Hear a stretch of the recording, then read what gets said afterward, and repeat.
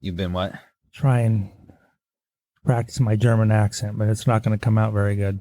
Ugh, it'll be hilarious.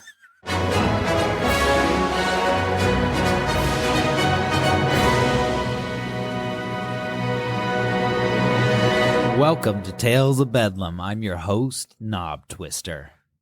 Yay for you. I'm here too. I'm the sofa sitter. Today we have a Romanian classic for you. It is classic indeed. Yes, The Girl Who Pretended to Be a Boy. Sounds Mulanish to me. This was collected by Andrew Lang in 1901, published in his book, His anthology. The Violet Fairy Book. Are you sure it's supposed to say violet and not violent? Oh, violent? I don't know. It says violet on my paper, but I didn't write that. No, I think it's violet. Okay. I think I'm going to collect fairy tales, and I'm going to name mine The Violent Fairy Book and see if he sues me. Well, it could be violent, right? No, because that has an N in it. Yeah, it does. Yeah, so it's violet. Yeah. I had it right.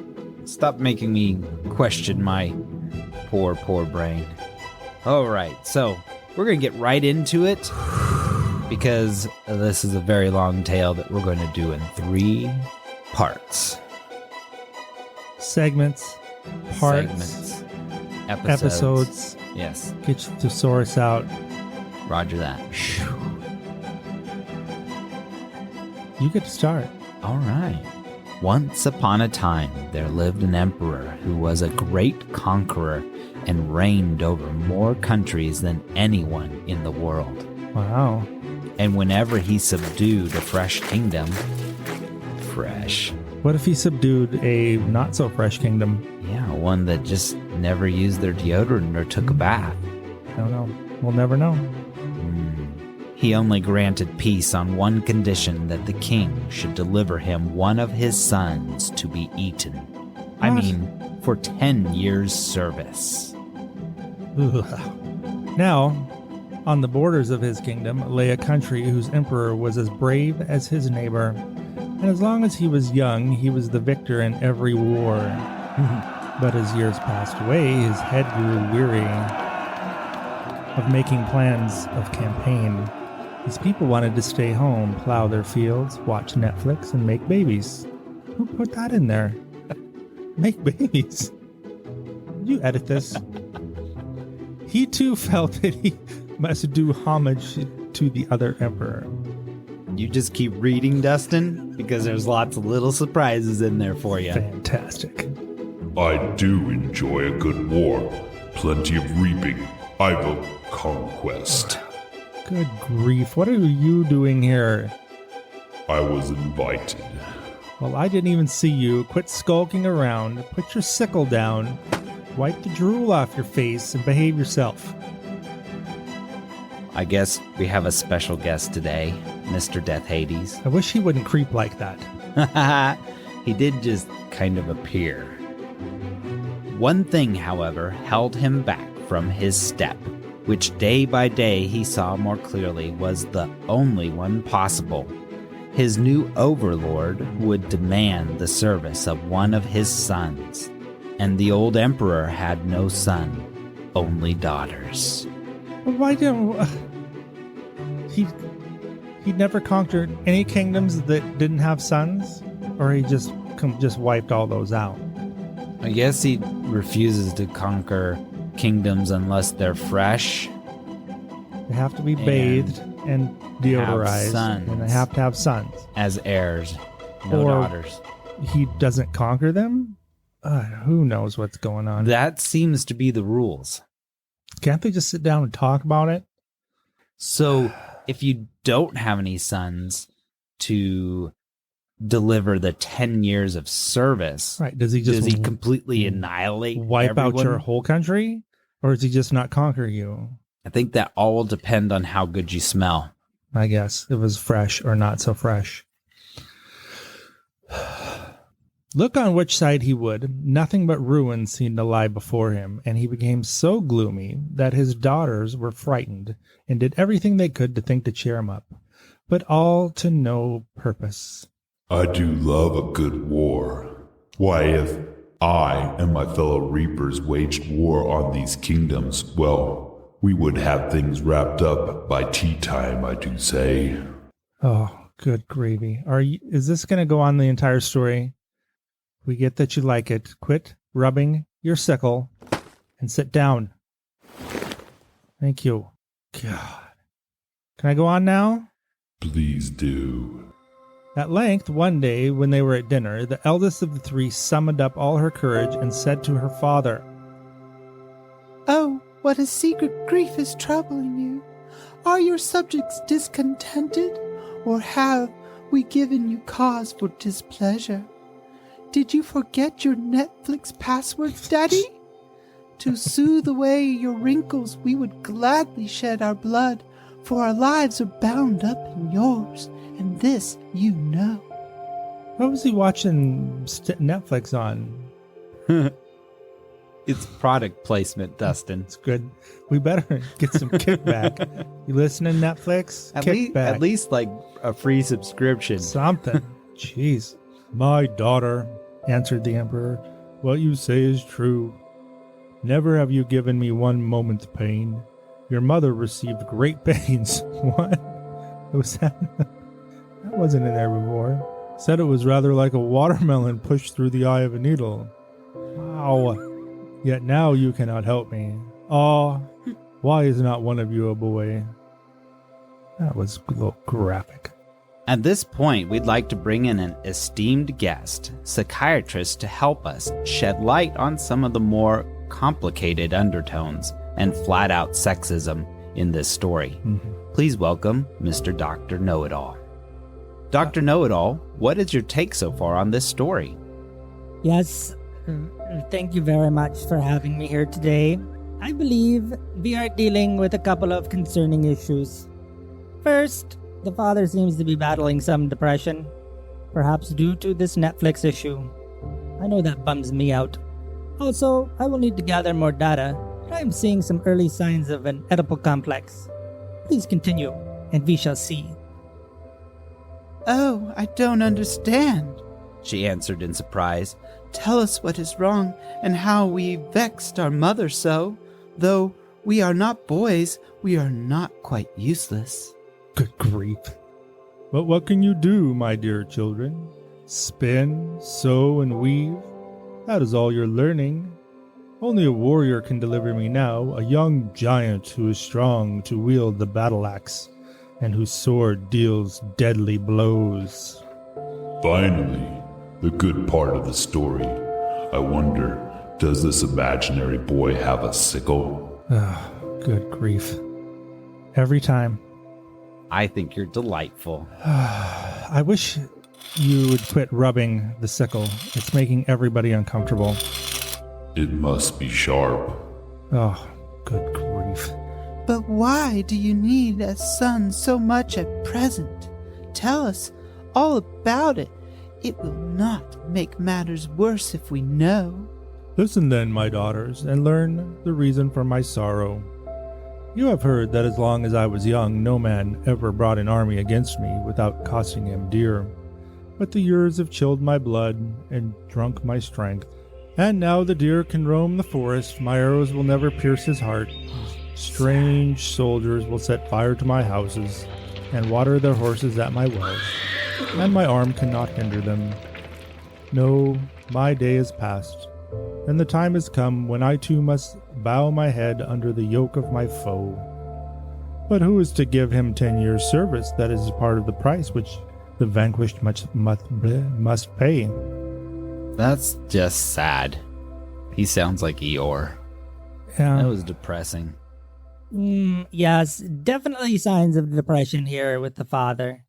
He's feeling old and useless, not unlike the musicians of Bremen. I'd strongly suggest he look into taking up a hobby, perhaps the lute. That's a good suggestion, Dr. Know-All. Yeah, hobbies are good. "I will," Cried the eldest girl, springing to her feet, but her father only shook his head sadly. "Never will I bring shame upon you," Urged the girl. "Let me go. Let me go." Oh my God. I am not a princess anymore. No, sorry. And the daughter of an emperor. Oh, wow. This is going to be a long one. It is. Go then, he said. The brave girl's heart almost stopped beating from joy as she set about her preparations. She was not still for a single moment, but danced about the house, turning chests and wardrobes upside down. She set aside enough things for a whole year. Wow. Preparation. Wowzer. Dresses embroidered with gold and precious stones, her iPad downloaded with her favorite shows on Netflix, and a great store of provisions. That's a lot of storage on an iPad, get enough shows for a year. And she chose the most spirited horse in the stable with eyes of flame and a coat of shining silver. When her father saw her mounted and bouncing about the court, he gave her much wise advice as to how she was to behave like the young man she appeared to be, and also how to behave like the girl she really was. Then he gave her his blessing, and she touched her horse with the spur. This would be very confusing for a young person. Instructions on how to behave like a young man and a young woman at the same time would cause enormous eternal conflict. He might as well ask a bumblebee to make whiskey. That sounds delicious. It doesn't sound conflicting at all. Honey whiskey. But though none of his daughters were aware of the fact, the old emperor was a magician and had laid his plans accordingly. He managed, unseen, to overtake his daughter and throw a bridge of copper over a stream which she would have to cross. Then, changing himself into a wolf, he lay down under one of the arches and waited. But so he could change himself in a wolf, but he couldn't change one of his daughters into a son? That is, but then we wouldn't have this amazing, long, exciting story. True. Because that would be really quick. Because the first daughter who was like, "Hey, I'll do it," Zap. he'd be like, You're a "Bam! boy. You are now a boy. He's Go a, have fun. He's a selective magician. Watch where you stick that thing." Whoa! Far afield. He had chosen his time well, and in about a half an hour, the sound of a horse's hooves was heard. His feet were almost on the bridge when a big gray wolf with grinning teeth appeared before the princess. My, what big teeth you have. With a deep growl that froze the blood, he drew himself up and prepared to spring. I cannot approve of a father killing his daughter. Even I have a heart. Oh, every time. Do you need to sit down? Do you need to go stand in the corner and have a timeout? No. Okay. Just try to behave yourself. Would you two just behave? The appearance of the wolf was so sudden and so unexpected that the girl was almost paralyzed, but not quite, and never even dreamt of flight till the horse leapt violently to one side. Ooh. Then she turned him around, and urging him to his fullest speed, never drew rein till she saw the gates of the palace rising before her. She turned tail and ran. Yeah, she gave up. Get on out of there. On now. Get. Man, that's a redneck jump out of me. Ooh.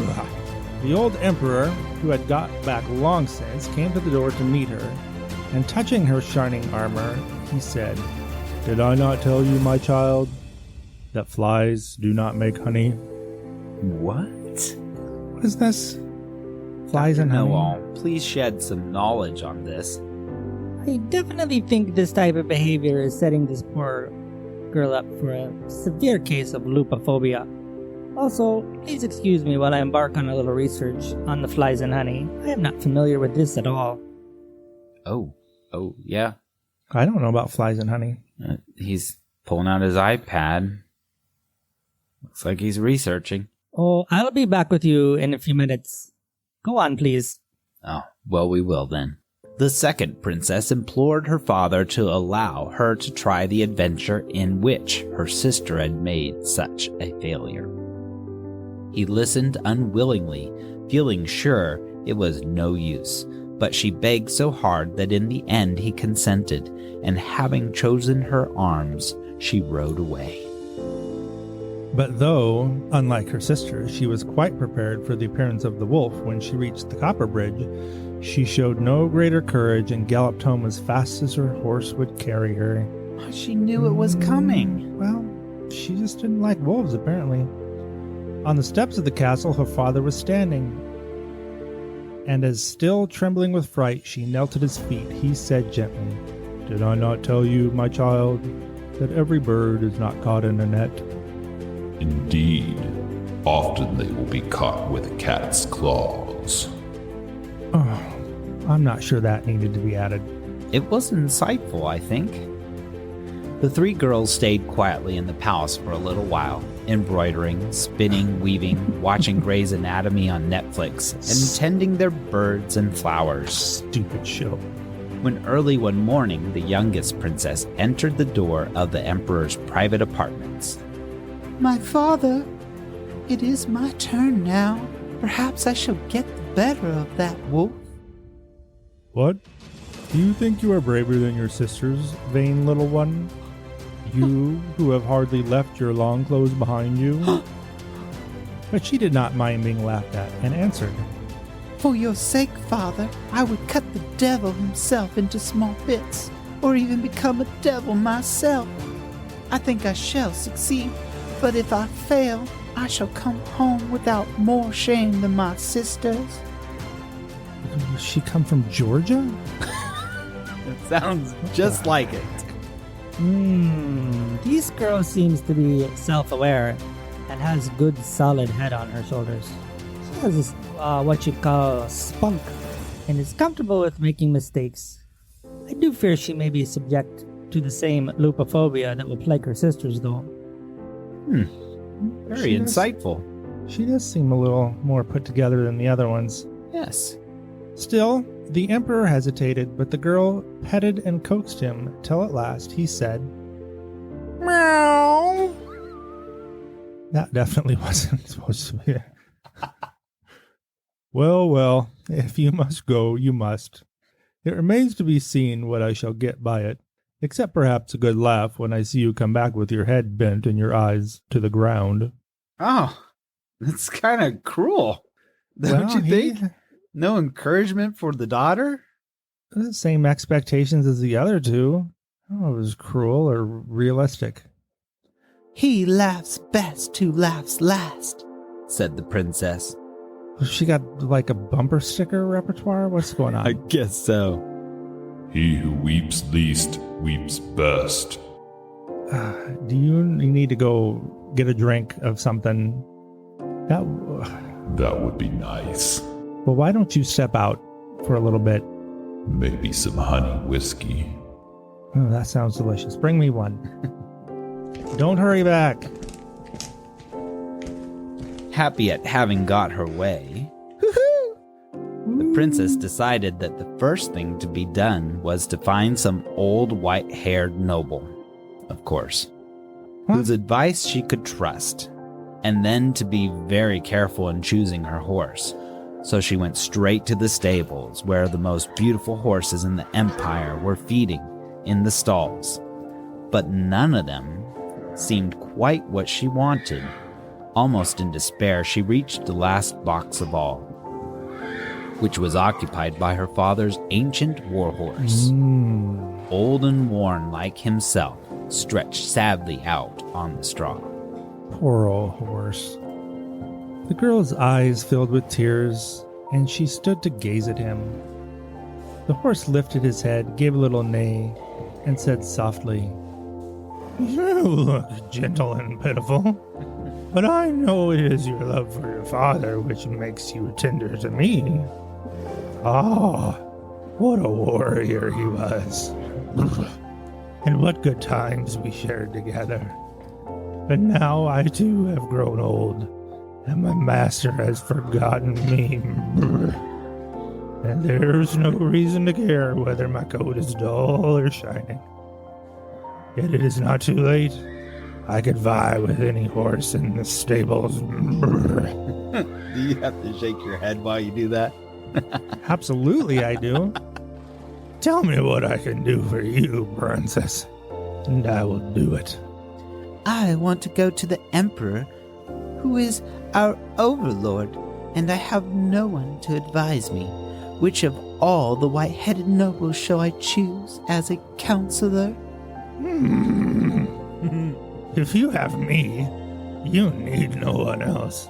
I will serve you as I served your father if you will only listen to what I say. I will listen to everything. Can you start in 3 days? This moment, if you like, said the horse. Wow.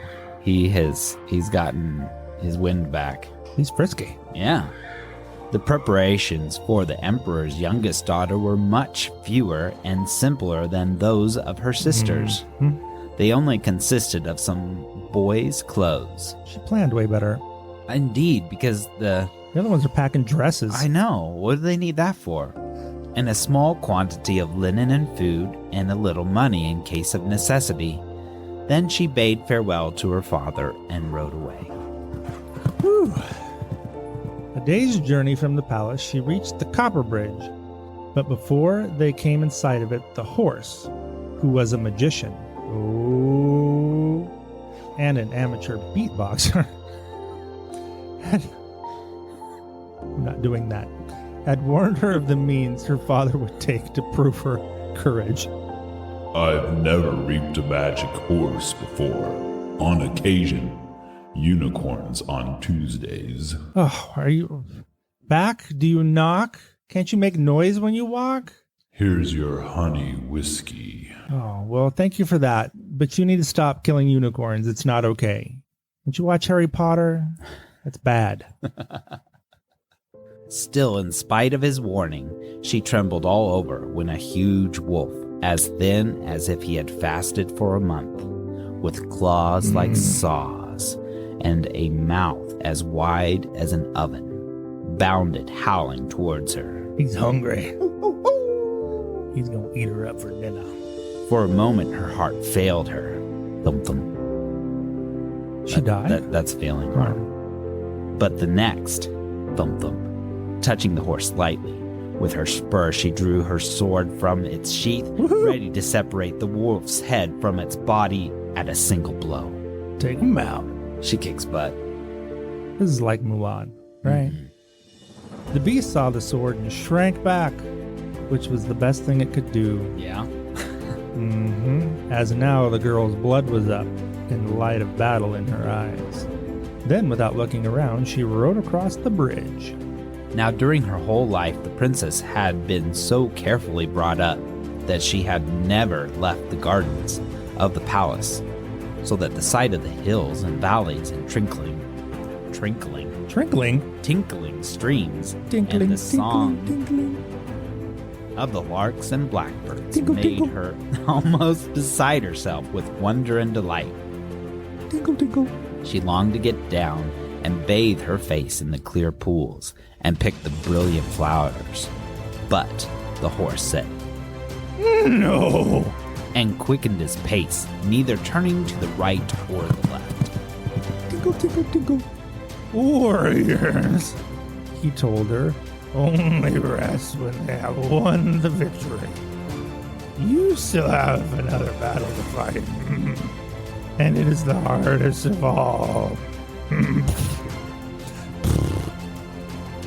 This time it was not a wolf that was waiting for her at the end of the day's journey, but a dragon with 12 heads. So it's like 12 dragons. Yeah, buddy.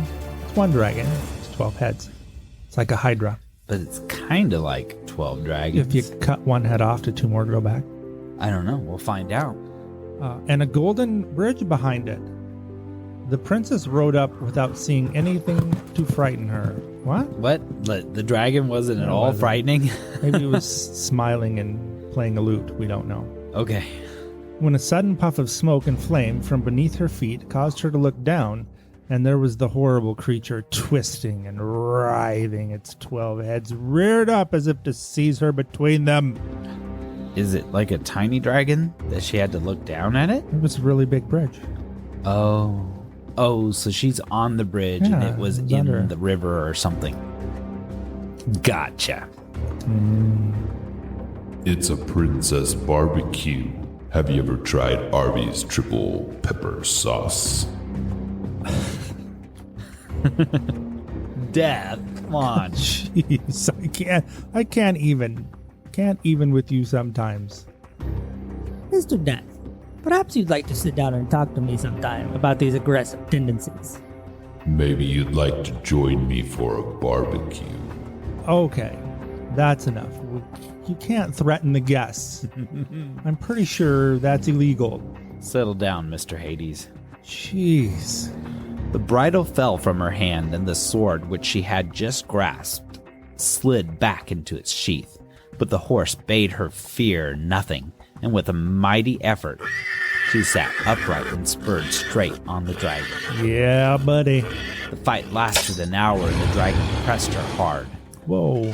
But in the end, by a well-directed side blow, she cut off one of the heads, and with a roar that seemed to rend the heavens in two,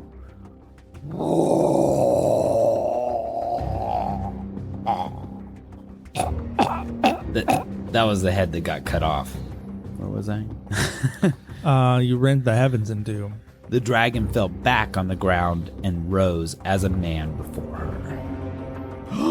Is the dad missing a part now? Like a head? Finger? Or an arm? Ear? She chopped part of him off. He's a magician. He's good. Did two grow back? We never know. Although the horse had informed the princess the dragon was really her own father, the girl had hardly believed him and stared in amazement at the transformation. But he flung his arms around her and pressed her to his heart, saying, "Now I see you are as brave as the bravest and wise as the wisest. You have chosen the right horse, for without his help you have returned with a bent head and downcast eyes." So is all the horses doing. Mm-hmm. You have filled me with the hope that you may carry out the task that you have undertaken. But be careful to forget none of my counsels, and above all, listen to those of your horse. Huh. You're correct. It's like the horse is doing this all. A horse is a horse, of course, of course. When he had done speaking, the princess knelt down to receive his blessing, and they went their different ways. That was an emotional roller coaster. Tune in next time as we continue with the saga of the girl who pretended to be a boy. Anything you'd like to leave us with before we take a break, Dr. Know-All? There is plenty of trauma here we can cover, if we had the time. My main concern is, of course, the lupophobia, likely inflicted on the older children, and the dracophobia on the youngest. These phobias, without proper treatment, can cause severe, lifelong problems. Also, nowhere in my research could I find any references to flies and honey. Exposing children to this kind of pseudoscience can be very detrimental. Okay, thanks for that. I bet flies are attracted to honey. You catch more flies with honey than vinegar, That's true. I hear. That is true. What's lupophobia? Lupophobia? Well, that would be the fear of wolves. I knew what dracophobia was. That makes sense. Lupo is werewolves. Lupos. Lupo, what do they call them? Lupo. Sofa sitter, you are incredibly smart. I think you're much smarter than Dr. Know-All. More than likely. So join us next time for the second part of this exciting story. Whew, part 2 of 3. Yes. And in the meantime, you can go to our website at talesofbedlam.com, check out our extras, and comment on this story. You can do it! Good night. Bye.